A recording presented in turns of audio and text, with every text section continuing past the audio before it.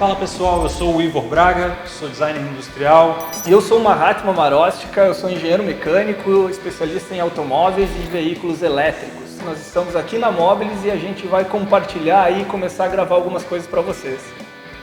O primeiro episódio da série, a gente vai mostrar para vocês como se começa um projeto de um veículo elétrico. Existem várias metodologias para desenvolvimento de produto. O que a gente vai trazer aqui são algumas boas práticas que a gente vai pensar para colocar no propósito que a gente quer desse primeiro produto. Bem, então, como se começa um desenvolvimento de produto de veículo elétrico? Tudo se começa por uma boa ideia. Não, pessoal, não é por aí. A primeira coisa que você tem que fazer quando você está desenvolvendo um produto é identificar um problema de mercado, um problema real, um problema que existe. Ter boas ideias geniais é muito bom, mas isso não vai resolver nada, não vai te levar a um bom produto se você não aplicar isso para resolver um problema. É por isso que tanto num projeto de design quanto de engenharia é muito importante você ter em mente qual é o problema que você quer resolver com o seu produto. É muito comum a gente começar, quando a gente se pergunta qual é o problema que a gente quer resolver, a nossa resposta ser a solução, mas errado. É muito importante ter claro de forma bem didática qual é exatamente o problema que tu quer resolver. E no nosso caso, a gente quer desenvolver um produto que resolve dois problemas. O primeiro deles tem muito a ver com esse canal, que é a falta de conteúdo, de acesso à informação organizada para quem quer desenvolver, na prática, produtos relacionados à eletromobilidade.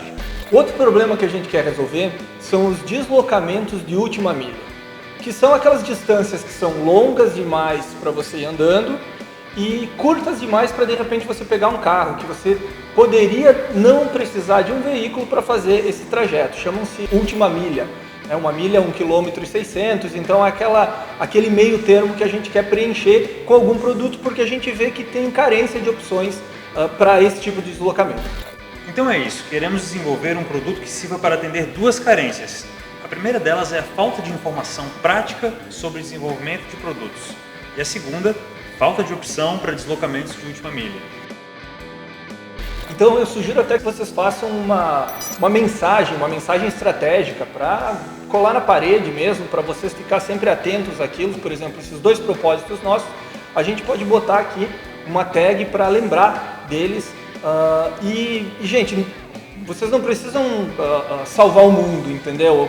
Às vezes o que você quer só é algo para passar a quarentena, para se divertir com o seu filho, mas tenha esse objetivo em mente e um objetivo claro e simples, porque isso vai ajudar muito vocês a tomar decisões ao longo do desenvolvimento do produto, e vocês vão ver que essas decisões, elas aparecem constantemente. O próximo passo é entender para quem que a gente está criando essa solução. Então a gente define quem é o nosso público-alvo, na sequência a gente vê quais são os requisitos de usuário, ou seja, o que esse público-alvo deseja, o que ele tem em mente, o que a gente vai oferecer para ele.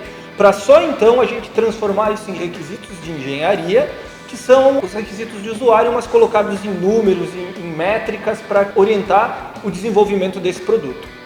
Então vamos lá? Então, primeiro a gente tem qual o problema que a gente quer abordar. A gente quer abordar dois problemas, isso a gente já sabe: falta de informação prática sobre o desenvolvimento de produtos, que a gente quer abordar com o canal, e falta de opções de deslocamento para a última milha. Para quem a gente está direcionando esse produto? Para profissionais, entusiastas, interessados em aprender sobre desenvolvimento de produtos de mobilidade elétrica, e para pessoas que precisam se deslocar cotidianamente entre 2 e 15 quilômetros, por exemplo, estudantes, trabalhadores. Depois a gente vai mostrar de onde saíram esses primeiros números. Bem, aqui quanto mais informação a gente tiver sobre o nosso público-alvo, melhor, mais vai contribuir para nós chegarmos em números de engenharia. Então, por exemplo, a gente achou uma pesquisa que diz que a distância média para o trabalho nas capitais brasileiras de um trabalhador é 16 quilômetros para chegar até seu trabalho. O tempo médio é de 40 minutos de deslocamento. A gente também viu alguns valores sobre gasto mensal com transporte coletivo, gasto diário com transporte.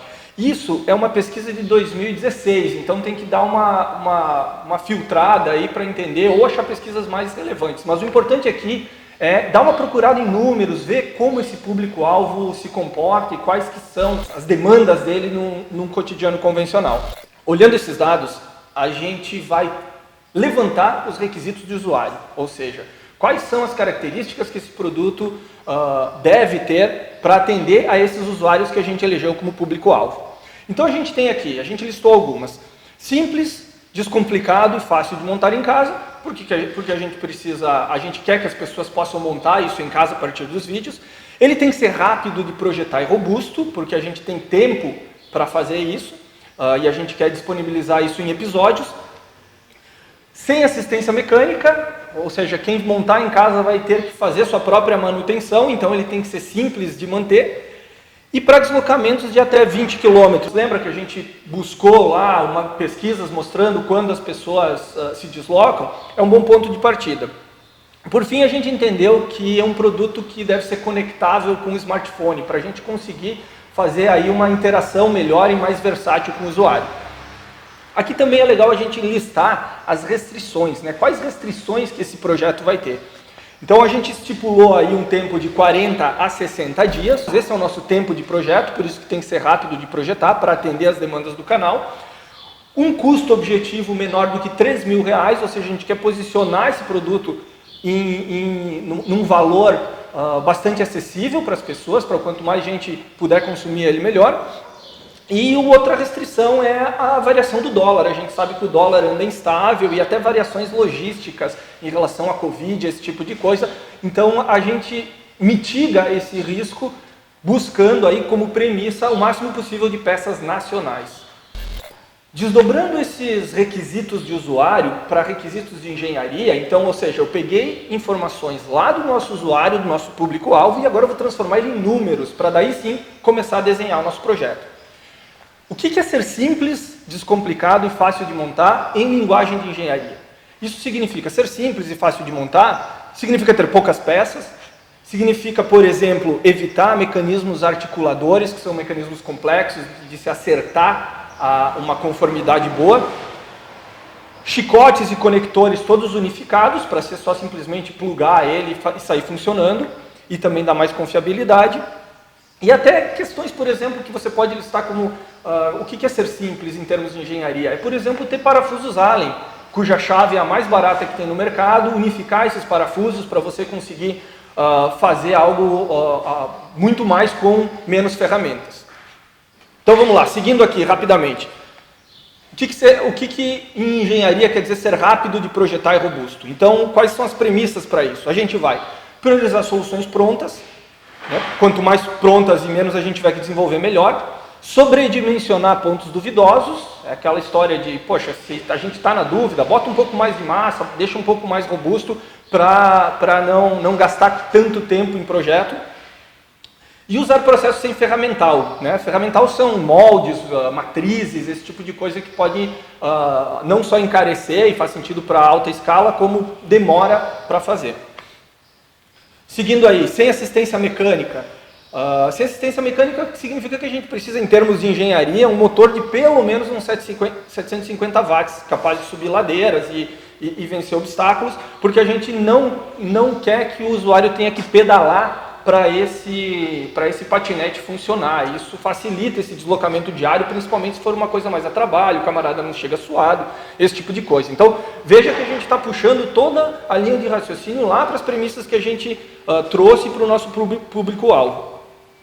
Por fim, o peso máximo, né, de 15 quilos. Não adianta ter potência e ser muito pesado. Isso aí vai acabar você não tendo o desempenho necessário. Para deslocamentos de até 20 km, o que significa? Em termos de engenharia, que o banco de bateria tem que ter uma autonomia que chega em torno de 20 km com uma carga, né? Então, o que a gente está pensando nesse sentido? Poxa, o cara vai para o trabalho, a média é 16, você oferece um pouco mais da média, porque você não sabe direito qual que é o ciclo que ele vai fazer. Chegando lá no final, o camarada carrega no seu trabalho e pode voltar para casa. A gente atende o maior número de pessoas, porque a gente está um pouco acima da média do trabalhador brasileiro das capitais, que é onde eles mais se deslocam, segundo a pesquisa que a gente viu. E pareável com o smartphone significa que a gente vai ter que ter no projeto aí uma placa, né, com Bluetooth embarcada e uma interface com o usuário, um aplicativo ou alguma coisa que faça interface com o usuário. Então é isso, pessoal. Uma vez definidos os nossos requisitos de engenharia, chegou a hora de a gente olhar para o mercado. quais as opções encontradas comercialmente? Quais serão nossos principais competidores? Mas isso é assunto para o próximo episódio. Então se inscreva aqui, curta. No próximo episódio a gente vai falar de como posicionar o seu veículo no mercado ou na área de atuação que você quer e para o propósito que você quer. Se inscrevam e até a próxima. Valeu!